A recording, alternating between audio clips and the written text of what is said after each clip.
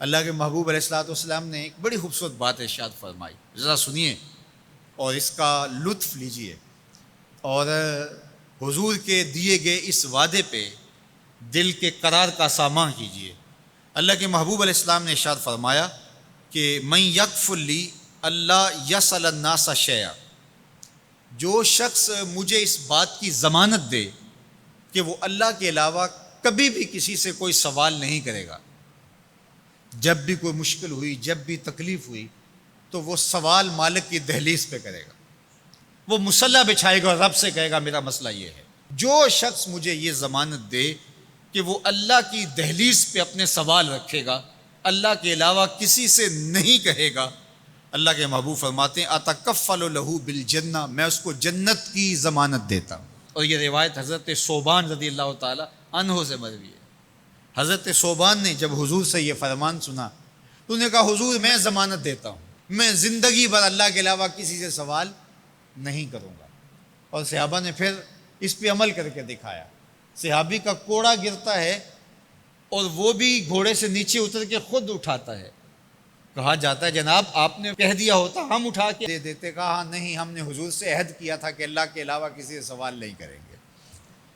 تو انہوں نے اتنا لحاظ رکھا اور اپنے وعدے کی پاسداری اس انداز سے بھی کی۔ تو یہ ہے وہ دولت جو کسی بندے کو اللہ صالح اعمال کے نتیجے میں عطا کرتا ہے۔ حضرت حسن بصری رضی اللہ تعالیٰ عنہ فرماتے ہیں کہ یہ کسی شخص کا ضعیف یقین ہے کہ جو اس کے پاس موجود ہے اس پر اس کو اعتماد ہے، اور اس کا جو حصہ اللہ کے پاس موجود ہے اس پر اس کو اعتماد نہیں ہے۔ دیکھیے ایک شخص کے پاس کچھ پیسے موجود ہوں، اس کی جیب میں ہے، اس کے لاکر میں ہے، گھر میں ہے، اور ایک وہ اس کا مال ہے جو بینک میں پڑا ہوا ہے، تو جس طرح وہ اپنے ہاتھ میں موجود پیسوں پر مطمئن ہوتا ہے، بینک میں پڑے ہوئے پیسوں پر بھی ایسے ہی مطمئن ہوتا ہے، کہتا ہے وہ بھی میرے ہی ہیں۔ تو جو شخص بینک میں پڑے ہوئے پیسوں پر تو مطمئن ہے، گھر میں موجود رقم پر تو مطمئن ہے، اس کے ہاتھ میں اس کی جیب میں جو ہے اس پر تو مطمئن ہے، اور اس کی قسمت کا جو ابھی اللہ کے پاس ہے اس نے ابھی اس کو دیا نہیں، اس پہ مطمئن نہیں ہے، تو حضرت حسن بصری فرماتے ہیں اس سے بڑھ کر ذوف یقین اور کیا ہوگا کہ جو اس کے پاس ہے، جس کو چرایا جا سکتا ہے، جس کو چور کھینچ سکتا ہے، جو گر سکتا ہے، جو چھینا جا سکتا ہے، اس پہ تو یقین کر رہا ہے کہ یہ میرا ہے، اور جو اس کا حصہ اللہ کے ہاں ہے اس پہ یقین نہیں کر رہا، تو کہا کہ اس سے بڑھ کر پھر اور ذوف کیا ہو سکتا ہے۔ اس لیے اپنی زندگی میں قناعت کا نور رکھنے والے ہی مطمئن زندگی گزارتے ہیں۔ ابن جوزی نے کہا تھا کہ جس شخص کی زندگی میں قناعت آ گئی اس کی زندگی مطمئن ہو گئی، اور جس شخص کی زندگی میں طمع آ گیا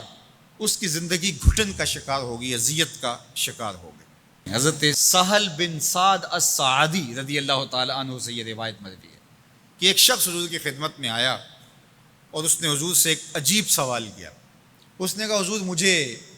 کوئی ایسا عمل ارشاد فرما دیجئے کہ اگر میں وہ کروں تو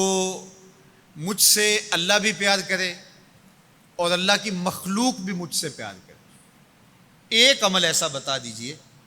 اگر میں وہ عمل بجا لاؤں تو اللہ مجھ سے پیار کرے اور اس کی مخلوق بھی مجھ سے پیار کرے۔ اللہ کے محبوب نے اس کو جو جواب دیا اس کا مفہوم سن لیجئے۔ آقا کریم نے فرمایا جو دنیا میں موجود ہے، میسر ہے، اس سے بے رغبت ہو جا، تیری ضرورتیں تو پوری ہوں گی، اس میں تو کوئی شک نہیں، لیکن تیری رغبت ادھر نہ رہے، زہد فی الدنیا اختیار کر لے، تو تجھ سے اللہ پیار کرے گا کہ یہ بندہ دنیا میں رہ کے بھی دنیا کا نہیں میرا ہے، اور جو لوگوں کے پاس ہے ان سے بے نیاز ہو جا تو لوگ تجھ سے پیار کریں گے، اور اگر تو لوگوں کی جیبوں پہ نظر رکھے گا اور لوگوں کی دولت میں، ان کے مال میں تجھے رغبت ہوگی تو فرمایا کہ پھر لوگ تجھ سے دور ہٹ جائیں گے۔ تو اللہ قناعت کا نور عطا فرماتا ہے شخص کو جو اچھے اور صالح اعمال بجا لائے۔